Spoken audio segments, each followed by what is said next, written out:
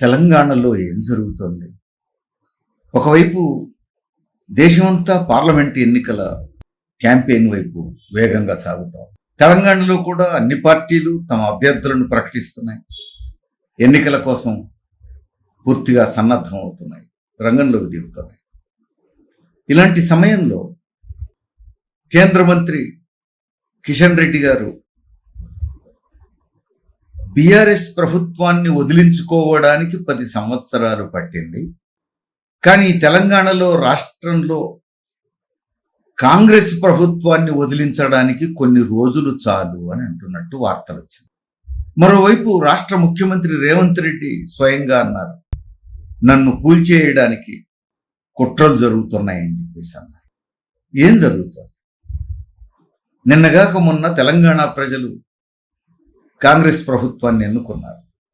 కాంగ్రెస్ పార్టీకి పరిపాలించే బాధ్యతను ఇంతలోనే బీఆర్ఎస్ ప్రభుత్వాన్ని వదిలించుకోవడానికి 10 ఏళ్లు పట్టింది, కాంగ్రెస్ ప్రభుత్వాన్ని వదిలించుకోవడానికి కొద్ది రోజులు చాలు అనేటువంటి మాట ఎందుకు వస్తుంది? అందులో కేంద్ర మంత్రి నోటి నుంచి, బీజేపీ నాయకుల నోటి నుంచి ఆ మాట ఎందుకు వస్తుంది? సహజంగానే రాష్ట్ర ముఖ్యమంత్రి మొదటిసారి నా వెనుక కుట్ర జరుగుతోంది అని చెప్పి అంటున్నారు. ఇది ఆషామాషిగా తీసుకోవాల్సినటువంటి విషయమా?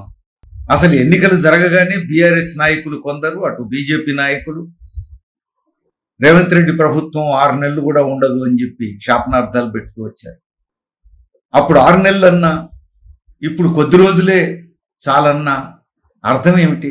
పార్లమెంట్ ఎన్నికల తర్వాత ఇంకేదో జరగబోతోంది అనే అనుమానాలకు అవకాశం ఇస్తున్నారు. అంటే ఈ పార్లమెంట్ ఎన్నికల తర్వాత తెలంగాణ రాష్ట్రంలో ప్రజాస్వామ్యబద్ధంగా ప్రజలు ఎన్నుకున్నటువంటి ప్రభుత్వానికి ఇక భద్రత లేదా? ఈ ప్రభుత్వానికి ఏమైనా ముప్పు పొంచి ఉన్నదా? లేకపోతే కేంద్ర మంత్రి నోటి నుంచి ఇట్లాంటి మాటలు రావాల్సిన అవసరం ఏముంది? ఎవరైనా సీరియస్గా ఆలోచించాల్సిన విషయం. అందుకని రానున్న రోజుల్లో ప్రజాస్వామ్యానికి పొంచి ఉన్న ప్రమాదాన్ని సూచిస్తున్నాయి. ప్రజలంతా అప్రమత్తంగా ఉండాల్సిన అవసరం.